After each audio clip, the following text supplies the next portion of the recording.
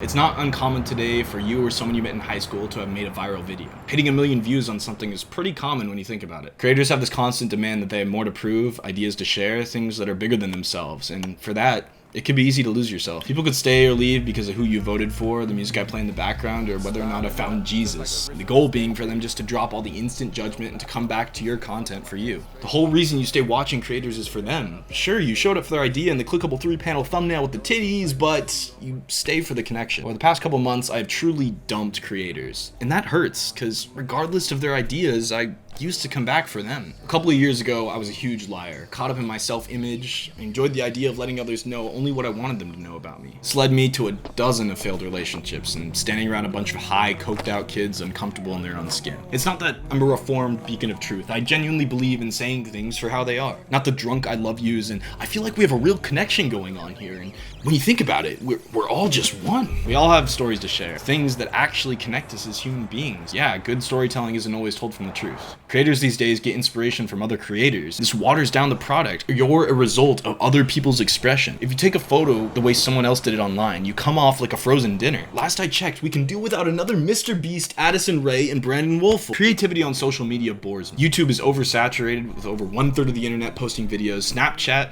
filled with sunset pics and drink boomerangs so your friends know you still exist. And Instagram is so judgmental. Now, the era of Facebook run by influencers who got big on other platforms and people trying to sell you something. To some extent, I get it. I just want to keep up with your friends, but we should be honest, the black square a year ago straight miss, and yet you still make excuses to post your political opinion. Don't get me wrong, I too enjoy the reels, shorts, and spotlight, but there's more to life than wishing we still had Vine. We live in a look at me culture. Growing up with an audience nurtures this. Like, it's no wonder we have self-image and mental health issues. I know it sounds contradictory. The difference is what you're showing me is your ideal self, and I'm not interested in the idea of you. I'm interested in you. You are far more interesting than your ideas. It's about bringing yourself to the art, not letting the art take over you. Copying is okay, and I know there's no MLA or APA in real life. We're better than that. Half of getting big on TikTok is following trends and stitching together other people's ideas. Don't get me wrong, I've watched an embarrassing amount of them too. It's addicting, and it hits the dopamine right in the serotonin and masks my depression. Truth of it is, what they're doing may be entertaining, but it's not creative. My college script analysis professor openly discussed this with us. She said they're all just a bunch of sexually charged and anxious, depressed teenagers,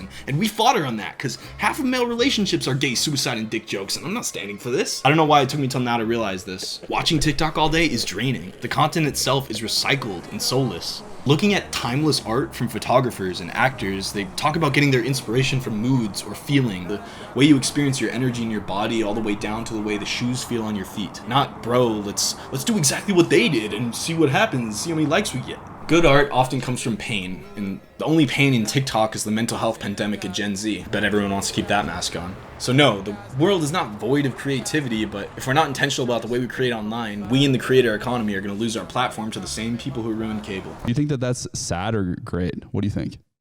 Ooh, man. There's an art to stealing like an artist. The secret to doing anything creative is really some Kung Fu Panda shit. There is no secret ingredient. The thing that matters is you. It takes a certain kind of person to think others want to pay attention to them on the internet, me included. If you ask any of my close friends, they'll tell you that I have this obsession with TikTok and YouTube, watching hours of straight up degenerate content. What they won't tell you, it's because they don't even know I figured it out yet, is my need to want to perfect everything I can be judged for.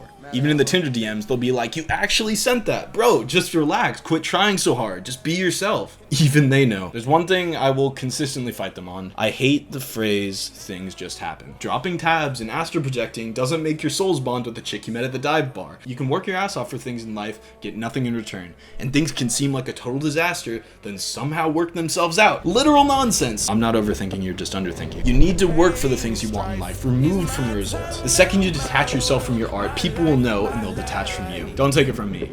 I'm guilty of the same shit.